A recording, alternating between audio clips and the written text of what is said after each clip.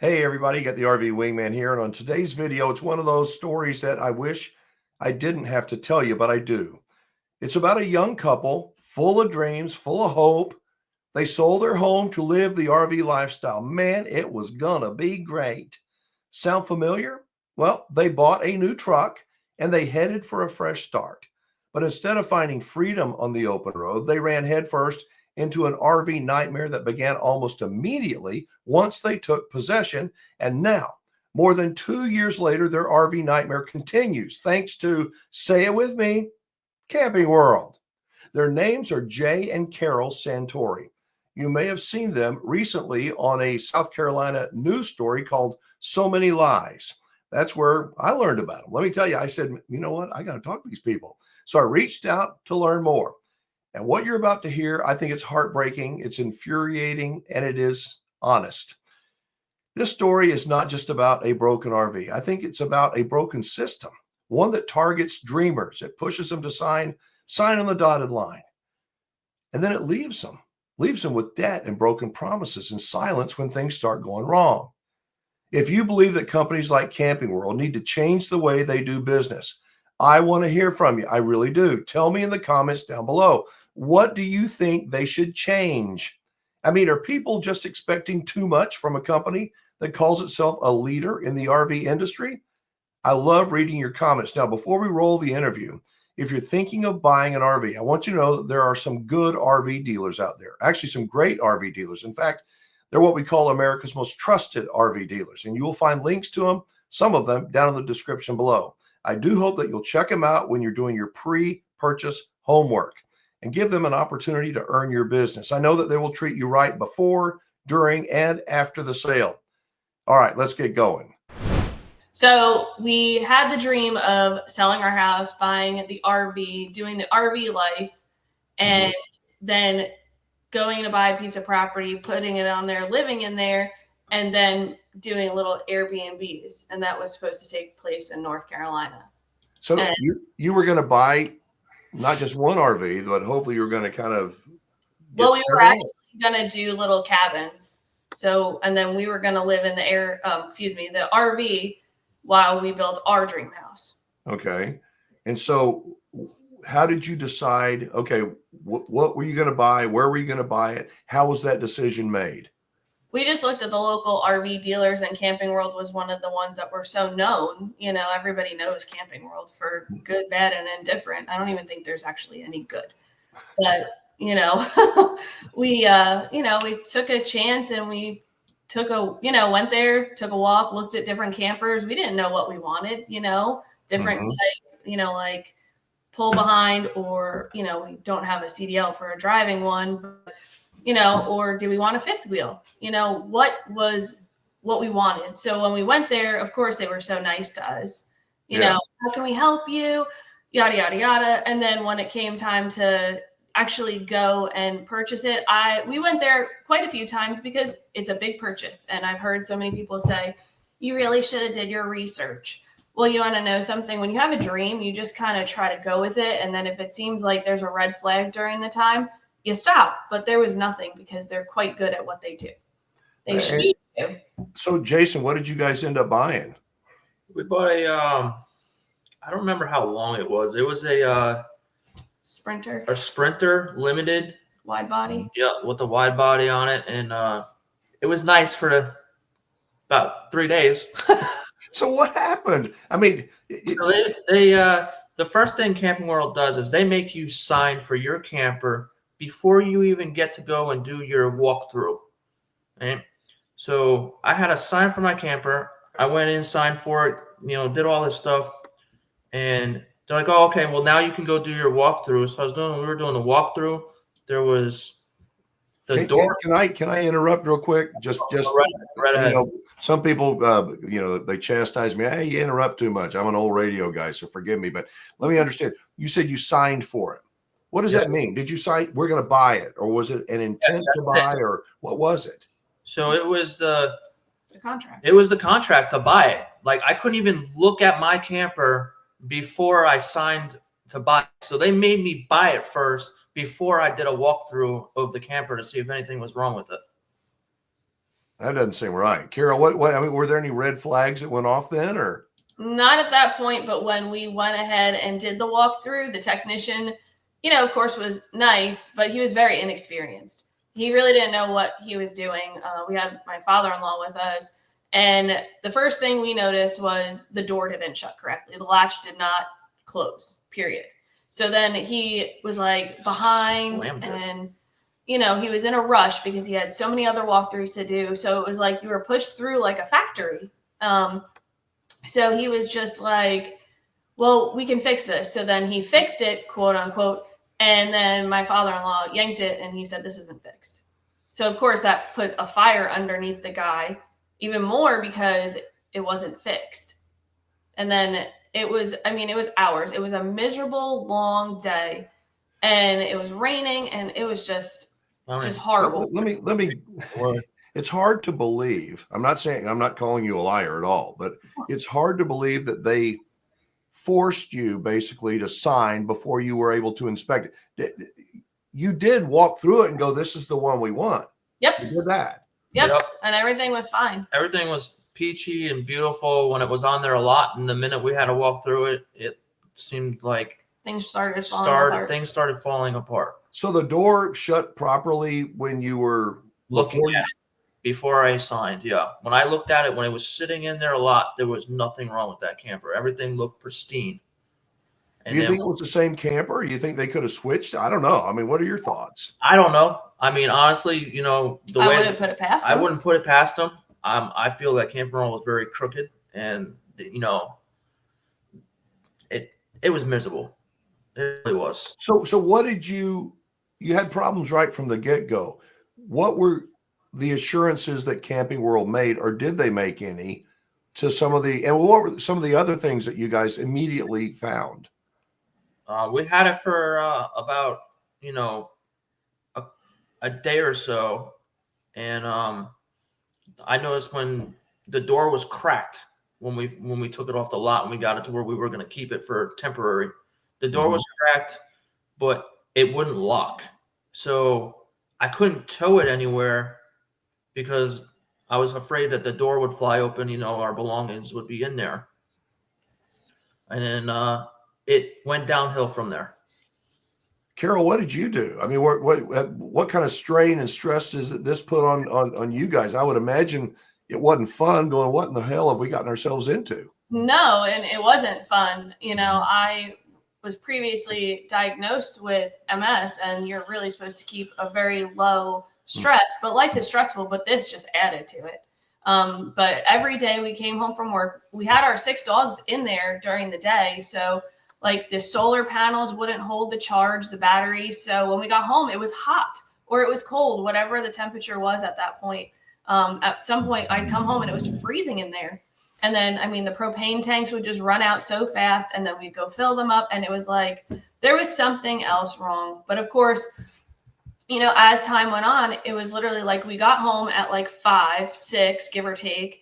And Jay literally had to just go and do something with this thing. Like it was him always working out there until God only knows what time, and then we'd finally lay our heads to sleep, hoping that was it. And then this would just become, the life that we wanted it to.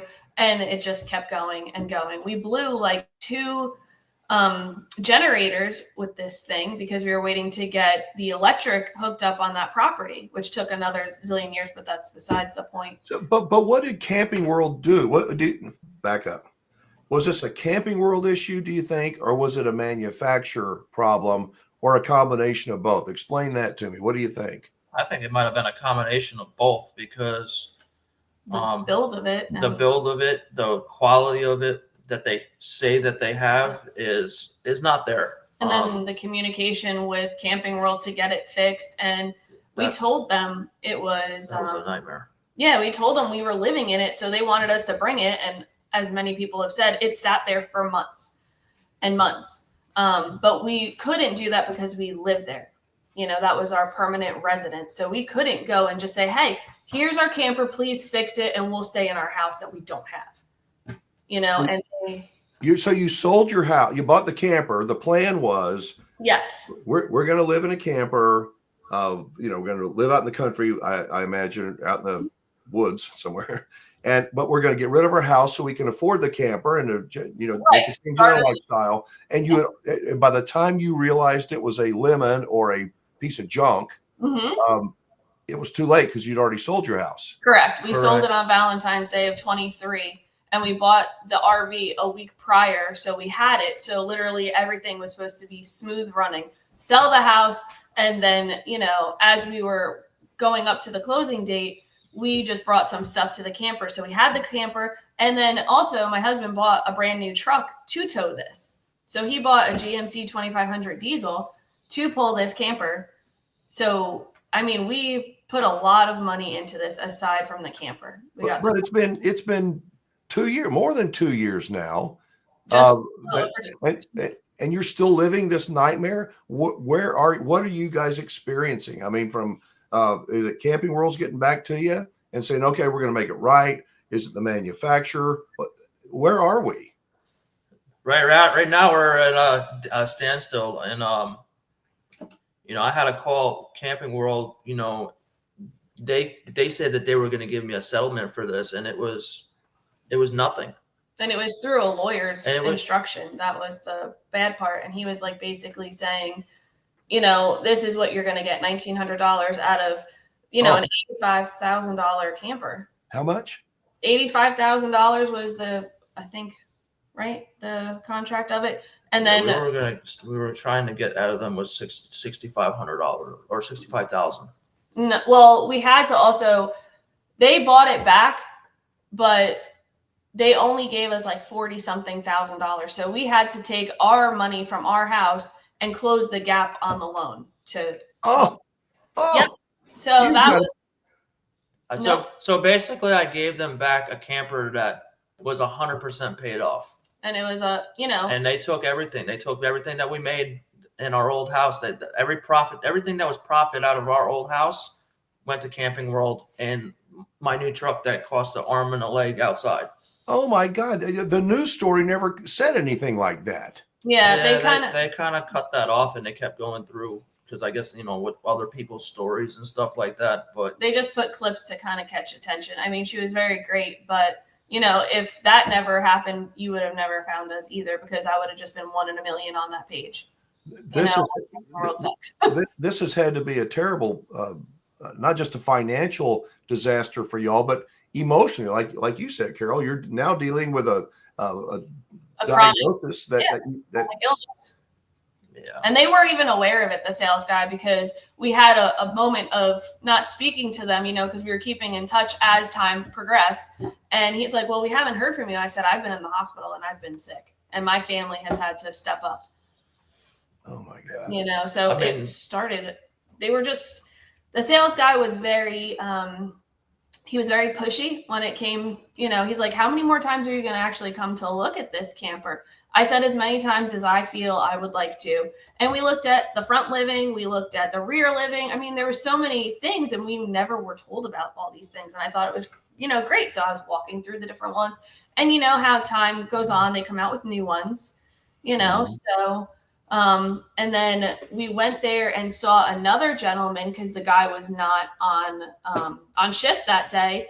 And he was showing us like the front living and stuff. And he was great. He was very nice, very personable.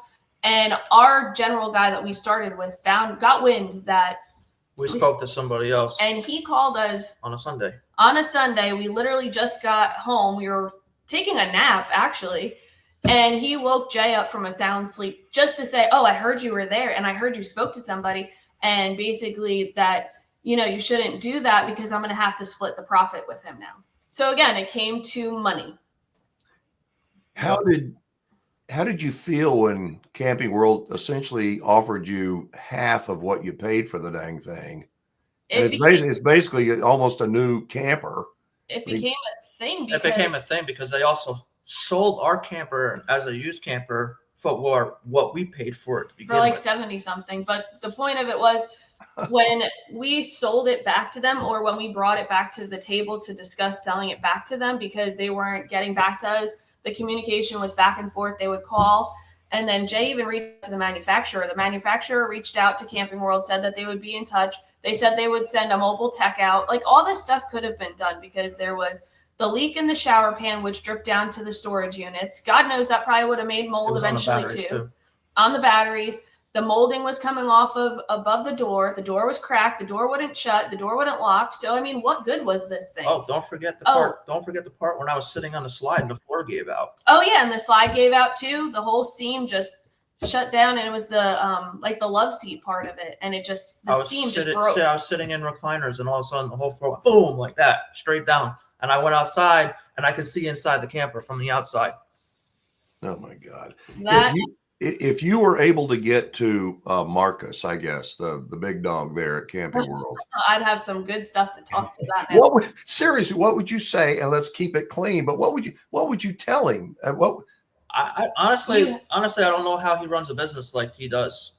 I mean, they're very charming, all the way up to the sale, and the minute they sell that camper, you're gone. But that's business. But I would say to him, you are, like, you're a thief. You are a criminal. You ruin people's lives, and you have no qualms about it because you are rich off of it, off of people's money that we work hard for. Of course, some people don't work hard for their money, but we, as a couple, we work damn sure hard.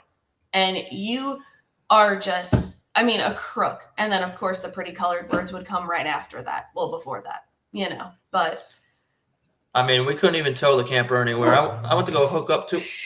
I went to go hook up to it one day, and it literally came dislodged from my truck and landed on my tailgate on my truck, and I literally had like maybe 400 miles on that truck. And didn't they put the wrong? They had the wrong bracket on there. They had the wrong bracket on the fifth wheel, so when it slid onto the to the mechanism in the back of the truck, it didn't lock correctly. And I said to myself, and I said to my wife, I said, what if that thing came disconnected when I was coming up the highway? Yeah. That, or if we ended up going up a mountain, that if I went up a mountain with my family in there and that thing disconnected, like, thank God. Hey, by the way, I got 3 of them, so. We got 4, had 6. Oh my goodness. Well, they were in the RV with us, and then during that time, excuse me, one of them had passed away, so it was even more emotional because we had to deal with this. We had to figure out what we were going to do, and you said, what did we think of when they offered us $40,000 or $1,000 and change? We honestly had no choice because it was either we lived in a broken camper, which was very dangerous for us, and we couldn't use it, or and then we had to sell it because we had to buy a house so we had a safe roof over our heads.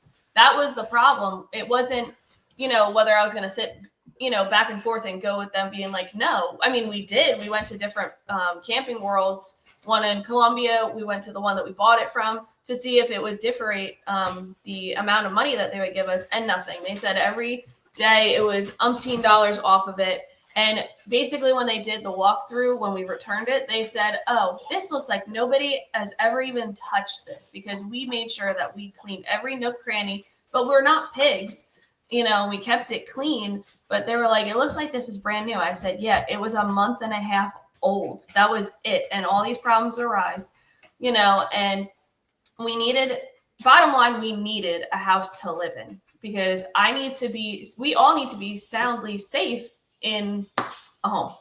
Right.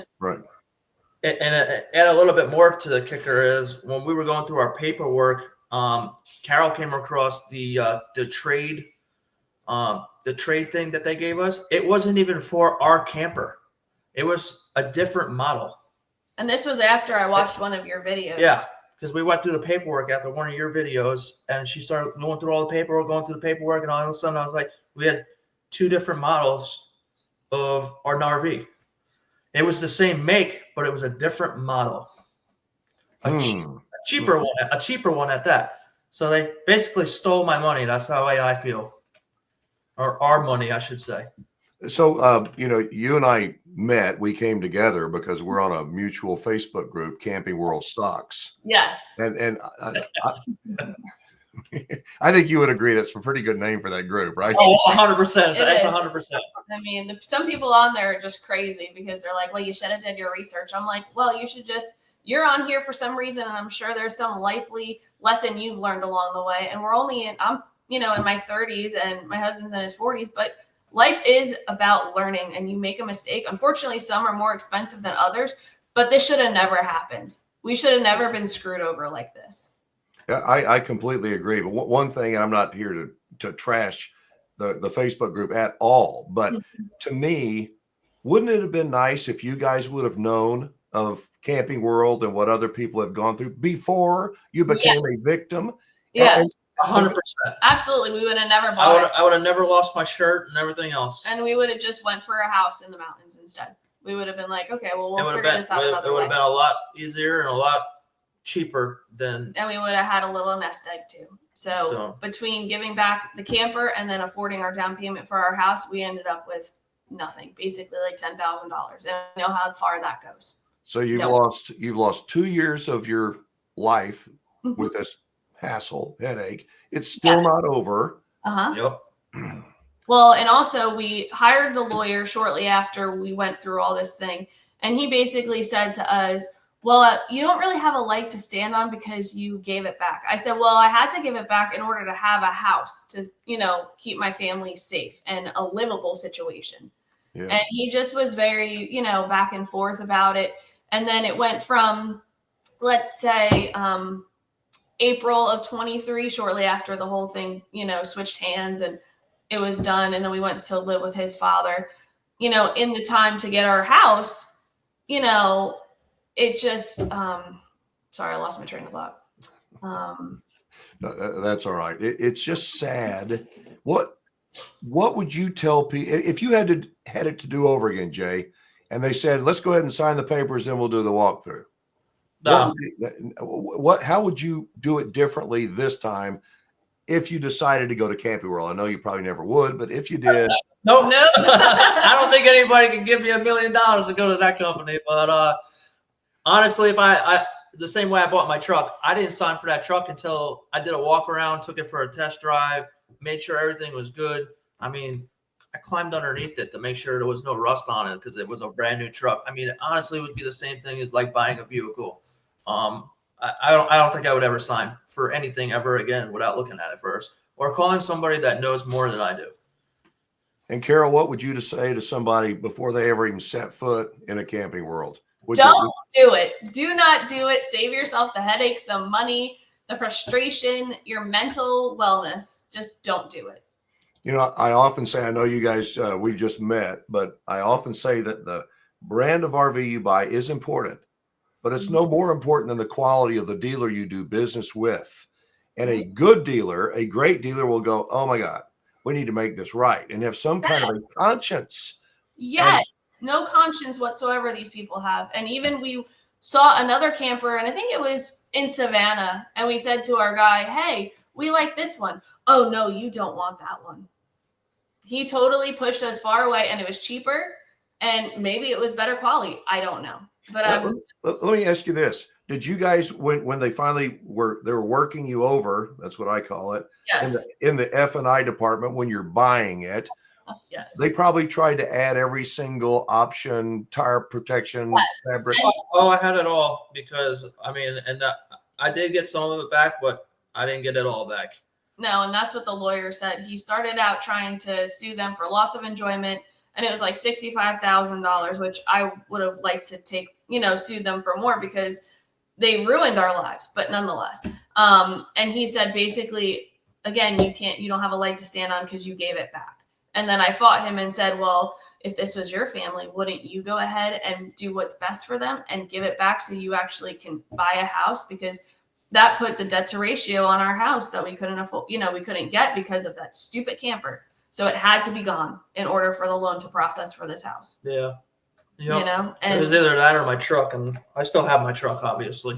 But I mean, the lawyer, he wasn't as great either because the lawyer that is doing all the cases down in Mount Pleasant, South Carolina, he doesn't seem to mind doing it and taking, everything by the horns and going after them. This guy just said, yeah, basically you guys are screwed. And then it came to be February last month that he said, oh yeah, they actually responded now, because he said, unquote, they weren't responding, which I believe. But they wanted to just settle for like $1,900 and change. Meanwhile, all that money. And Jay was like, we should just sign and get this shit over with. And I said, no.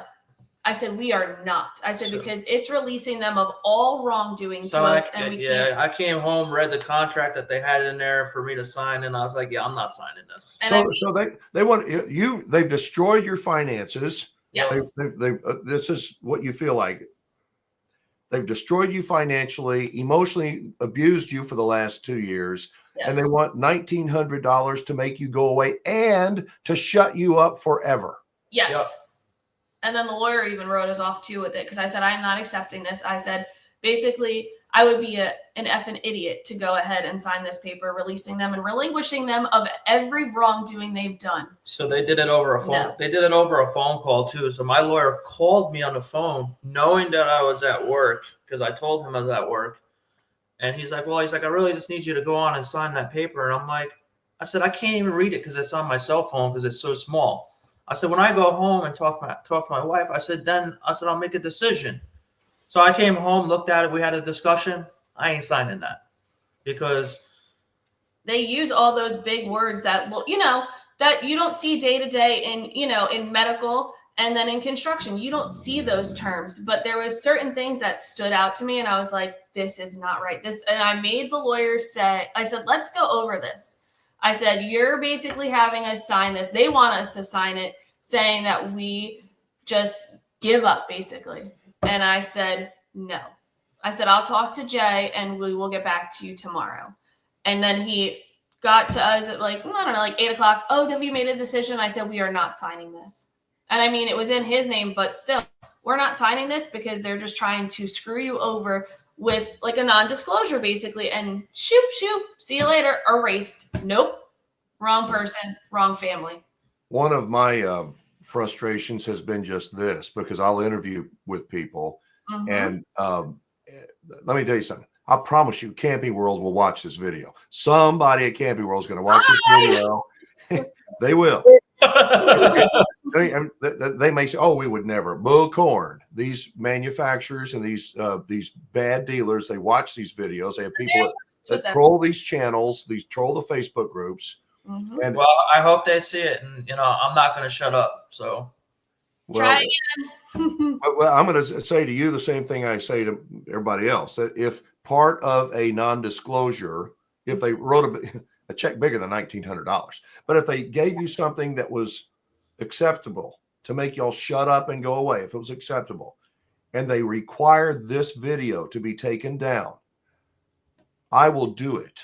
Mm-hmm. If it's a requirement of them to make you whole. I'm not trying to hurt anybody, but I think it is absolutely wrong what the manufacturer, in this case the retailer, will do to shut people up. Mm-hmm. And there's just this endless supply of innocent victims that are waiting to go underneath that big American flag and be completely destroyed. Yes. And, it's crazy how many people you actually come in contact with. My previous, a friend of mine that I actually met through this whole thing, through another Facebook that actually Live 5 found me when I wrote the post asking for help for, who's a good lawyer that I can go to. She reached out to me and said, and we had mutual friends anyway, so I know she was legit. Mm-hmm. They actually, not to talk on somebody's behalf, but they did things to try to shut her up too. I won't speak about it just because they were rude. That's their thing, and I don't want to put anybody else in the mix of it. This is our situation, but they did things that, I would have. I just wish that they would give me back what I had to pay at the end for it. They just need to make stuff right with people, and they have to stop screwing people over. If you literally had a camper for a month and a half, there's obviously a bigger problem, and you should do right and say, obviously this was a faulty sale. Here's your money back. And I'm so glad we never gave them a full amount of money. Like, we were going to actually take some of our house money and pay the camper off. We would have, ended up with money still, but we would have been so screwed because we would have had nothing. You had nothing left at all. Nothing. And I'm so glad we just went the finance route. You Yeah. know, that's the only positive thing I could say about this. Other than that, everything is negative, and it's a damn shame that they're like that, because that is horrible business. And we owned a business in Charleston, and you know, it's not always that the customer is right, but when there's multiple millions people saying this is, you know, a similar situation, there is a problem with that company. It's not the people. Yeah, when you look at the that news story, and I want to say the news story that you and I, you know, I saw that you guys were on. I think they said that the Better Business Bureau there, they not only did Camping World have an F rating, but there were like 1,200 complaints against them. Yes. Now, how do you stay in business with 1,200 complaints against you? I don't know, but they even said that they went to go get, you know, some kind of conversation with them and just a comment about it, and they wouldn't talk about it. And then apparently they're under new management, and then the manager who is doing, like, you know, the deal and stuff to add all your stuff, she doesn't work there anymore. And she works for a different one. She works for the Blue Compass RV. I said, oh, another criminal just going to cover herself somewhere else. Oh, Amazing. Because I'm like, whatever happened to these people? I don't know if the sales guy still works there, but there's been apparently like an overturn of the management over there. Supposedly they think it's going to make a difference. I mean, it ain't gonna make a difference. Me and my wife are still hurting in the same, you know, sense. You know, you change people out, but you're not helping the people that feed your families. Well, I'm hopeful that you guys, number one, that they will do the right thing and make some kind of a settlement offer that is reasonable. But number two, I'm hopeful that this visit, our chat, will encourage other people to say, hey, we need to slow down. We're not going to take possession until we get an inspection, or we're going to slow down on this. We're not going to be so trusting. Or just save yourself in the long run and just don't do it. I mean, unfortunately, I know that people like to go camping and have the RV, and it would have been perfect for us because I work remotely, and we could have traveled so many different places before settling down anywhere. But guess what? We never were able to. No, that dream got crushed real quick. We never could put it in drive. We kept it in park because of all of this. So there you go. Another couple, another family, another dream destroyed by a system that seems designed to take a whole lot more than it gives. Jay and Carol didn't just lose money. They lost time. They lost peace of mind. They lost 2 years of their lives that they'll never get back. And all they asked for was a fair shake. That's it. Just to be treated like human beings. But instead, they've been shuffled around, ignored, manipulated, and offered a pitiful payout to quietly, shh, just go away. As you saw, they didn't go away, and neither will I. Folks, if you are new to RVing or even just thinking about it, listen up, please. The dealer you choose to buy from matters. It does. It matters a lot. I don't care how good the deal sounds. If they treat you like a number before the sale, they'll most likely treat you like a problem after. But there are honest dealers out there. You'll find links to some of them in the description down below. I call them America's most trusted RV dealers because they do things the right way. And to Camping World. If you're watching this, and I know you are, people are waking up. Stories like this are reaching millions and millions of people. You cannot bury the truth forever, but I'm sure you're going to keep trying. Folks, please leave your thoughts in the comments. What should change about the way Camping World operates? Honestly, drop your thoughts down below and let's help each other out so the next family doesn't fall for the fantasy and end up living through a nightmare. Thanks for watching. I'm the RV Wingman, reminding you to be safe, have fun, play nice, and don't leave your good manners at home.